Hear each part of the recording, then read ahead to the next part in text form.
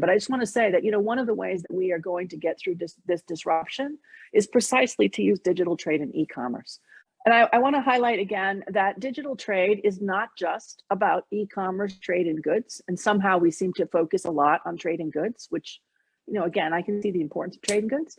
But we need to remember that when we talk about digital trade, it's trade in goods, it's trade in services, it's telecommunications, it's financial services, it's investment rules, data rules, of course, adjustments in intellectual property rights rules to take into account the digital space. It's about consumer protection in the online space. It's about helping out micro, small, and medium enterprises who are really living and dying more than ever before through the use of digital tools.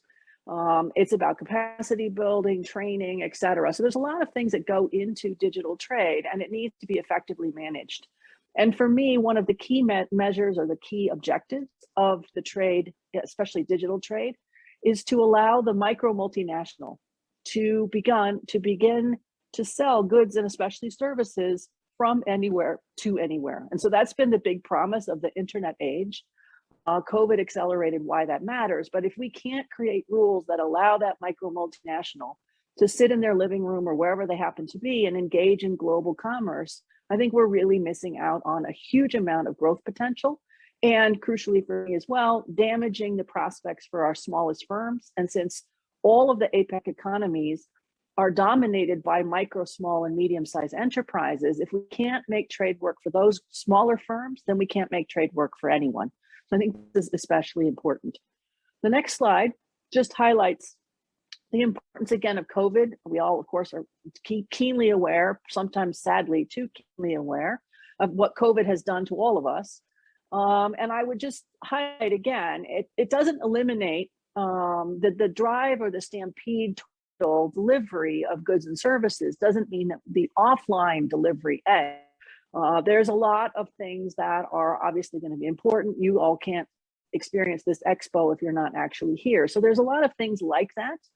But we do need to reflect more carefully, I think, about the importance of online trade. Government, I can't emphasize this enough, government does not need to do it all. You don't need to make marketplaces yourselves. You're likely to make a hash of it. Don't go there. Instead, what you want to do is focus on making the policy environment and the policy framework as supportive as possible, and crucially, as I'll talk about in a second, as consistent as possible. And then you let business get on with doing business in the online world. So you don't have to solve all of the problems of the digital economy as government officials, but you need to set in place the right regulatory and policy frameworks, hopefully, thank you, APEC, in a consistent way across 21 member economies within APEC. That makes a big difference for companies. Next one. Sorry, next slide. There is a long time we've had digital trade that has flourished without any in particular regulations, or at least without consistent regulations. And lots of governments will say to me, oh, but firms like that. They like having no rules. And I would say, no, actually, most firms really dislike no rules. No rules feels very high risk and high uncertainty. What firms really want are consistent rules. So they need to have rules that are similar in multiple jurisdictions in the digital space more than ever. Because when you're that micro multinational, you don't know where your things are going to be sold or bought. And so you need to have consistent rules. But what we're seeing now is increased regulatory fragmentation in different locations, different markets, different economies. We're getting incoherence, and incoherence benefits the largest companies. It's expensive for them and they don't like incoherence, but they are able to manage the way around it. The smaller firms, however, are really at a disadvantage when you have regulatory inconsistency. Because you can't then navigate between these different markets. So if someone is on your website or your Instagram account and they buy something from you, either a service or a good, or download a song that you just performed out in the courtyard, if the rules are not consistent and you're small, then you're likely to get caught off by having, you can't sell, you can't get paid, all sorts of things are possible. So we want to have some consistency. So how do we do that? Well, one way that many Asian economies, including many of those in APEC, are using is to anchor many of these digital commitments into trade agreements. So they either create elements of digital trade or e-commerce within existing FTAs, existing trade agreements, or they create standalone digital only agreements. And I'm going to talk about these very, very briefly because I know I'm short on time. Next slide. So there's lots of ways to do this. I'm just highlighting a few of them that are relevant for APEC. One that I want to highlight, particularly given New Zealand's excellent leadership at APEC, is the ANZFTA, ASEAN, Australia, New Zealand FTA, which has been around with an e-commerce chapter that's actually very forward-leaning since 2010.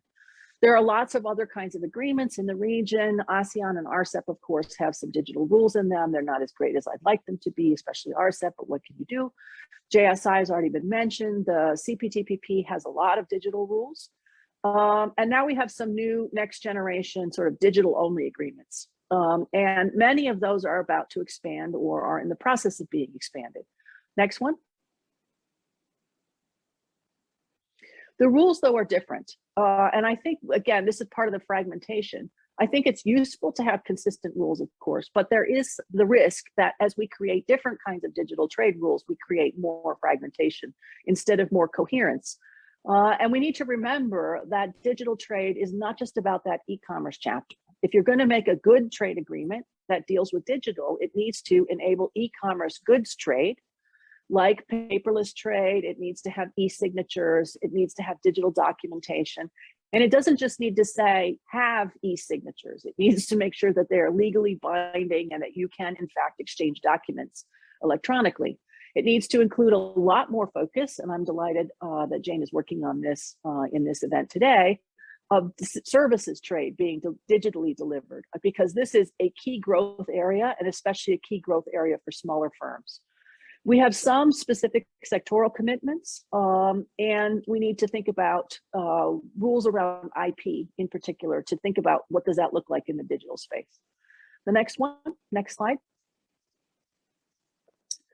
I have a list here of lots of things that need to be included. Some of them I just mentioned, some of them less relevant perhaps to this conversation. But I think the key is that the range of topics that need to be addressed is not just trade in electronic goods, but also services and all of these other areas. And that involves a sort of comprehensive approach to managing digital and regular engagement with stakeholders. So I'm always delighted that APEC does a better job than almost any other organization at managing that gap between government officials and the business community. It's crucial in the digital space so that we're making rules and regulations that are appropriate for business, but that also makes sense to business. Otherwise, we can have this huge disconnect between what government thinks is happening and what firms are actually doing on the ground. Next slide. I'm actually going to skip through two of these, I think, but I'm just going to highlight that there's lots of different ways to achieve the outcome of having consistency. Many of them, as I mentioned, are present in many APEC economies, from having comprehensive trade agreements to having the Digital Economy Partnership Agreement, DEPA, which is a standalone modular agreement, to the Digital Economy Agreements, the DEAs, which are digital elements that are built into a free trade agreement. So there are lots of different ways to get the end result. And the end result that matters to me is that we have consistent approaches to the digital space. So I'm going to show the next one very briefly. You all can get these slides after the fact. Next slide. I just want to highlight, and it's too small for you to read now, you can read it later. There is some consistency forming across just these three agreements. I could have done this with more, but I thought, let me just show you that we are beginning to develop many of the standard provisions to a greater or lesser extent in different trade agreements. And I think that that is helpful in eliminating the potential for regulatory inconsistency. And again, you can look at this in more detail on your own, or you can check out the papers and information we have on our website at the asiantradecenter.org. Next slide. So what matters between them is a couple of things. One is, how old is the agreement? Old. Remember that in the digital space, you know, a year and a half ago is ancient. So in the digital space, older agreements like 10 years ago or more have less comprehensive commitments, and the newer agreements tend to be, not always, but tend to be more robust. Some of them are cooperation only elements, especially on new and evolving issues. but we have some sort of consistency. Plus, it depends on how close our economies are at working together, the level of trust, the level of economic synergies between them. So we can have different approaches to these. And again, as I mentioned, lots of different ways to get there. You can create your own FTA, you can create modernize an FTA, you can make a digital only agreement. And the goal at the end of the day, from my perspective, is to replicate as much as possible in different venues, similar and consistent kinds of rules. Next one. I just want to highlight, and I think this is my last slide, some of the issues that are important, but tend to be not recognized actually in many of these different trade settings, in part because they are, as the slide suggests, emerging. So one of them is, and this is not a new issue, but widening inequality in digital abilities, technologies, et cetera. The gap has always been there. We've talked a long time about the digital divide. But the digital divide is, in my view, not just about getting on the internet, but what can you do when you are on the internet? So you're already there. Technologies are starting to diverge. COVID accelerated that even more. And so I think that inequality issue is something that's important to think about. Some agreements have a section called electronic payments, but usually it's sort of, we should cooperate around this because it might be important. And I'm going to say to all of you on this call, it's not just nice to have, it's critically important. If you cannot get paid for your goods and services, then you cannot engage in cross-border trade. So we have got to make this a priority and not just a nice thing to have. Cross-border electronic payments is vital. A new problem that is emerging, that is something that APEC could potentially look at because it has a structure that might help, is the nexus between tax and trade, and in particular around value-added taxes for services trade in a cross-border setting. It's something that no one really looks at. It is becoming a looming problem, and I think it will cripple small businesses. So if we're not starting to have a dialogue between the tax folks and the trade folks, we run the risk of making it impossible for small businesses to engage in cross-border digital services trade, especially. We have issues around data or digital sovereignty. We're worried about what competition policies should make sense. Well, how do we apply traditional competition rules developed from the old days of railroads and oil to a digital economy space?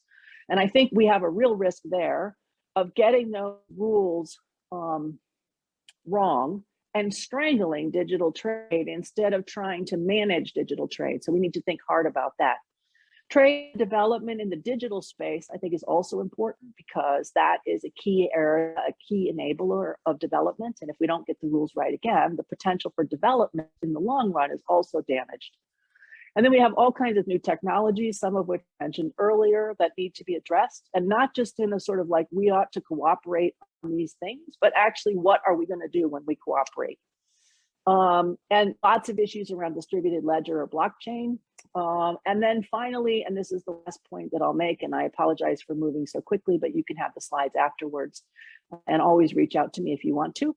Has to do with the speed in which this all evolves. I mean, the digital world timeframes are, well, their internet speed, as opposed to governments, which do not move at internet speed. They move at, I don't know, glacial speed or something.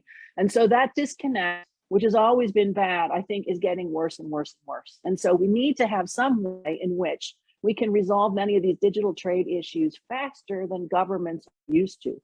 If it takes a decade for you to come up with the right regulatory rules for today's technology, you will be 10 years out of date before you even start, go on the new rules.